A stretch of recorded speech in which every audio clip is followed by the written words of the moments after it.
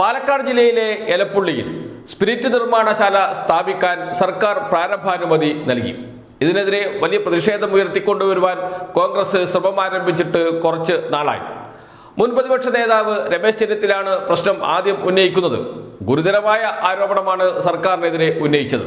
Tender വിളിച്ചോ, ഇതിൽ അഴിമതിയുണ്ട്, കുടിവെള്ള പ്രശ്നം തുടങ്ങിയ പ്രശ്നങ്ങൾ ഉയർത്തിക്കൊണ്ടുവരികയും എന്നാൽ ടെൻഡർ ഒഴിവാക്കുകയും അഴിമതി ഒഴിവാക്കുകയും അവസാനം കുടിവെള്ളത്തിൽ പിടിച്ചു നിൽക്കാൻ കഴിയുമോ എന്നാണ് കോൺഗ്രസ് നേതാക്കൾ ഇപ്പോൾ നോക്കിക്കൊണ്ടിരിക്കുന്നത്. മുൻ പ്രതിപക്ഷ നേതാവ് രമേശ് ചെന്നിത്തലയാണ് പ്രശ്നം ഉയർത്തിക്കൊണ്ടുവന്നത്. പിന്നീട് ഗത്യന്തരമില്ലാതെ പ്രതിപക്ഷ നേതാവ് വി.ഡി. സതീശന് ഇത് ഏറ്റെടുക്കേണ്ടി വരികയും ചെയ്തിട്ടുണ്ട്. കോൺഗ്രസ് മാത്രമാണ് ഈ പ്രശ്നം ഇപ്പോൾ സജീവ ചർച്ചയാക്കി മാറ്റാൻ ശ്രമിക്കുന്നത്. മാധ്യമങ്ങൾ കോൺഗ്രസിന് പിന്തുണയുമായി രംഗത്തുണ്ട്. എന്നാൽ UDF-ലെ ഘടകകക്ഷിയായ മുസ്ലിം ലീഗ് ഇത് സംബന്ധിച്ച് എന്തെങ്കിലും അഭിപ്രായം ഇതുവരെ പറഞ്ഞു? കോൺഗ്രസ് നേതാക്കൾ മുൻ പ്രതിപക്ഷ നേതാവ് രമേശ് ചെന്നിത്തല 10-12 വാർത്താ സമ്മേളനം ഇതുമായി ബന്ധപ്പെട്ട് നടത്തി കഴിഞ്ഞു. പ്രതിപക്ഷ നേതാവ് വി.ഡി. സതീശനും 10-ലധികം വാർത്താ സമ്മേളനങ്ങൾ നടത്തി കഴിഞ്ഞു. പക്ഷേ UDF-ലെ ഒരു ഘടകകക്ഷിയും ഈ പ്രശ്നം ഏറ്റെടുത്തിട്ടില്ല. മുസ്ലിം ലീഗ് പ്രധാന ഘടകകക്ഷിയാണ്, രണ്ടാമത്തെ ഘടകകക്ഷിയാണ്, ഈ പ്രശ്നം ഏറ്റെടുത്തിട്ടില്ല. കേരള കോൺഗ്രസ് ജോസഫ് ഗ്രൂപ്പ് മൂന്നാമത്തെ ഘടകകക്ഷിയാണ്, ഈ പ്രശ്നം ഏറ്റെടുത്തിട്ടില്ല. CMB, RSP ഇങ്ങനെയുള്ള ഘടകകക്ഷികളൊന്നും കോൺഗ്രസ് ഉയർത്തിക്കൊണ്ടുവന്ന ഈ പ്രശ്നം ഏറ്റെടുക്കാൻ തയ്യാറായിട്ടില്ല. UDF അധികാരത്തിൽ വന്നാൽ സ്ഥിരമായി വ്യവസായ വകുപ്പ് കൈകാര്യം ചെയ്യുന്നത് മുസ്ലിം ലീഗാണ്. മുസ്ലിം ലീഗിന്റെ സമുന്നതനായ നേതാവ് P.K. കുഞ്ഞാലിക്കുട്ടിയായിരിക്കും മന്ത്രി. അതിൽ യാതൊരു തർക്കവും ഇതുവരെ ഉണ്ടായിട്ടില്ല. അത് ഒരു കീഴ്വഴക്കം പോലെ തുടർന്നു പോരുകയും ചെയ്യുന്നുണ്ട്. ഇതുവരെ P.K. കുഞ്ഞാലിക്കുട്ടി ഇത് സംബന്ധിച്ച് എന്തെങ്കിലും ഒരു വാക്ക് പറഞ്ഞു? മുസ്ലിം ലീഗ് നേതാക്കൾ ഇത് സംബന്ധിച്ച് എന്തെങ്കിലും ഒരു വാക്ക് പറഞ്ഞു? പ്രതിപക്ഷ നേതാവും മുൻ പ്രതിപക്ഷ നേതാവും ഉയർത്തിയ ഈ വാദങ്ങൾ ഏറ്റെടുക്കാൻ പോലും UDF-ലെ ഒരു ഘടകകക്ഷി നേതാവും തയ്യാറായിട്ടില്ല, ഘടകകക്ഷികളും തയ്യാറായിട്ടില്ല. എന്ന് വെച്ചാൽ ബ്രൂവറി വിവാദത്തിൽ പാലക്കാട് ജില്ലയിലെ എലപ്പുള്ളിയിൽ സ്പിരിറ്റ് നിർമ്മാണശാല നിർമ്മിക്കുന്ന പ്രശ്നത്തിൽ കോൺഗ്രസ് മുന്നണിയിൽ തന്നെ ഒറ്റപ്പെടുന്നു എന്നർത്ഥം.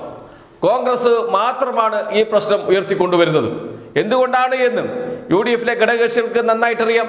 അത് നേരത്തെ മന്ത്രി MP രാജേഷ് ചോദിക്കുകയും ചെയ്തിട്ടുണ്ട്, എന്ത് കിട്ടി എന്ന്. കാരണം എവിടെ നിന്നാണ് സ്പിരിറ്റ് വരുന്നത്? ഒന്ന് കർണാടകയിൽ നിന്ന്. ആരാണ് സ്പിരിറ്റ് കൊണ്ടുവരുന്നത്?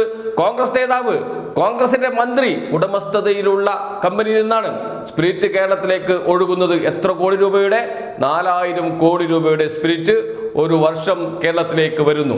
ഒന്നാം സ്ഥാനത്ത് മഹാരാഷ്ട്രയാണ്. മഹാരാഷ്ട്രയിൽ നിന്ന് സ്പിരിറ്റ് കൊണ്ടുവരുന്നു. ആ സ്പിരിറ്റിന് വേണ്ടി എന്തിന് കോൺഗ്രസ് നേതാക്കൾ വാദിക്കുന്നു? എന്തുകൊണ്ട് കേരളത്തിൽ സ്പിരിറ്റ് നിർമ്മാണശാല വരുന്നതിനെ എതിർക്കുന്നു? ഈ ചോദ്യങ്ങൾക്കെല്ലാം ഉത്തരമുണ്ട്. എന്തുകൊണ്ട് രമേശ് ചെന്നിത്തല മഹാരാഷ്ട്രയിലെ കോൺഗ്രസിന്റെ ചുമതലക്കാരനാകുന്നു എന്നത് അതിലുണ്ട് എല്ലാ ഉത്തരവും. കാരണം ഫണ്ട് വേണം. ആ ഫണ്ട് സമാഹരിക്കാൻ കഴിയുന്നത് സ്പിരിറ്റ് മാഫിയയിൽ നിന്നാണ്. കേരളത്തിലേക്കാണ് മഹാരാഷ്ട്രയിൽ നിന്ന് ഏറ്റവും കൂടുതൽ സ്പിരിറ്റ് വരുന്നത്. അപ്പോൾ കേരളത്തിൽ നിന്നുള്ള ഒരു നേതാവ് മഹാരാഷ്ട്രയിൽ കോൺഗ്രസിന്റെ ചുമതലക്കാരനായി നിന്നാൽ ഫണ്ട് കൃത്യമായി ലഭിക്കാനുള്ള സംവിധാനം അവിടെയുണ്ട്. അതുകൊണ്ടാണ് രമേശ് ചെന്നിത്തലയ്ക്ക് മഹാരാഷ്ട്രയുടെ ചുമതല നൽകുന്നത്.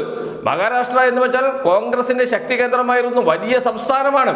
ആ സംസ്ഥാനത്തിൽ കോൺഗ്രസിന്റെ ഒരു മുതിർന്ന നേതാവിനെ ചുമതലക്കാരനായി നിശ്ചയിക്കാതെ എന്തിന് രമേശ് ചെന്നിത്തലയെ നിശ്ചയിക്കുന്നു എന്ന ചോദ്യത്തിനുള്ള ഉത്തരവും അവിടെയുണ്ട്. മറ്റൊന്ന് കർണാടകയിൽ നിന്ന് വരുന്ന സ്പിരിറ്റാണ്. കർണാടകയിൽ നിന്ന് വരുന്ന സ്പിരിറ്റ് കോൺഗ്രസ് നേതാക്കളുടെ സ്പിരിറ്റാണ്. അവിടെ കമ്പനിയിൽ നിന്നുള്ള സ്പിരിറ്റാണ്. അവിടെ നിന്ന് സ്പിരിറ്റ് കൊണ്ടുവരുന്നതിനുള്ള ഫണ്ട് ലഭിക്കുന്നത് ആർക്കാണ്? കോൺഗ്രസിന്. അങ്ങനെ കോൺഗ്രസിന്റെ വ്യവസായമായി സ്പിരിറ്റ് ഇറക്കുമതി മാറിയിട്ടുണ്ട്. അങ്ങനെയുള്ള ഒരു ഇടപാടിൽ എന്തിന് ഞങ്ങൾ തലവെക്കുന്നു എന്ന ചോദ്യമാണ് ചോദിക്കുന്നത് മുസ്ലിം ലീഗ് നേതാക്കളും UDF-ലെ മറ്റു ഘടകകക്ഷി നേതാക്കളും. മറ്റു ഘടകകക്ഷികൾക്ക് അതുകൊണ്ട് യാതൊരു ഗുണവുമില്ല. ഇത് കോൺഗ്രസിന് വേണ്ടി കോൺഗ്രസ് ചെയ്യുന്ന കോൺഗ്രസിന്റെ സമരമാണ്. അത് കോൺഗ്രസ് നടത്തിക്കോട്ടെ, ഞങ്ങൾക്കതിൽ പങ്കില്ല എന്ന് പറയുകയാണ് മുസ്ലിം ലീഗ് അടക്കമുള്ള ഘടകകക്ഷികൾ. അല്ലെങ്കിൽ ഇത്രയും നാളുകൾ കഴിഞ്ഞിട്ടും എന്തെങ്കിലും ഒരു വാക്ക് പറയുമായിരുന്നില്ലേ? കോൺഗ്രസ് നേതാക്കൾ ഇതിനകം തന്നെ 10-ലധികം വാർത്താ സമ്മേളനങ്ങൾ നടത്തി കഴിഞ്ഞു. എന്നിട്ട് പോലും UDF-ലെ ഒരു ഘടകകക്ഷി നേതാക്കളും ഇത് സംബന്ധിച്ച് ഒരു അഭിപ്രായവും പറയുന്നില്ല എന്നോർക്കണം. എന്ന് വെച്ചാൽ പാലക്കാട് എലപ്പുള്ളിയിൽ സ്പിരിറ്റ് നിർമ്മാണശാല വരുന്നതിന് മൗനം കൊണ്ട് അനുവാദം നൽകുകയാണ്, സമ്മതം നൽകുകയാണ് UDF-ലെ ഘടകകക്ഷികൾ. പ്രത്യേകിച്ച് മുസ്ലിം ലീഗിന്റെ അഭിപ്രായത്തിന് വലിയ വിലയുണ്ട്. UDF-നകത്ത് ചെറിയ പാർട്ടിയല്ല, മുസ്ലിം ലീഗിലെ പ്രധാന ഘടകകക്ഷിയാണ്. എന്ന് വെച്ചാൽ കോൺഗ്രസിനേക്കാളും UDF-നെ നിലനിർത്താൻ പണിപ്പെടുന്ന പാർട്ടിയാണ്. അവർ പോലും ഈ വിഷയത്തിൽ ഒരക്ഷരം മിണ്ടുന്നില്ല.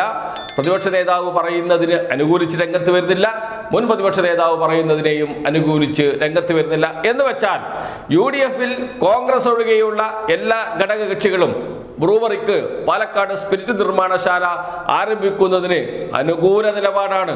കോൺഗ്രസ് ഒരു നിലപാട് എടുത്തതുകൊണ്ട് എതിരഭിപ്രായം പറയുന്നില്ല എന്ന് മാത്രമേ ഉള്ളൂ. അതുകൊണ്ട് തന്നെയാണ് ഇതുവരെയും UDF-ലെ ഘടകകക്ഷി നേതാക്കൾ ഇത് സംബന്ധിച്ച് ഒരു വാക്ക് പോലും പ്രതികരിക്കാതിരിക്കുന്നത്.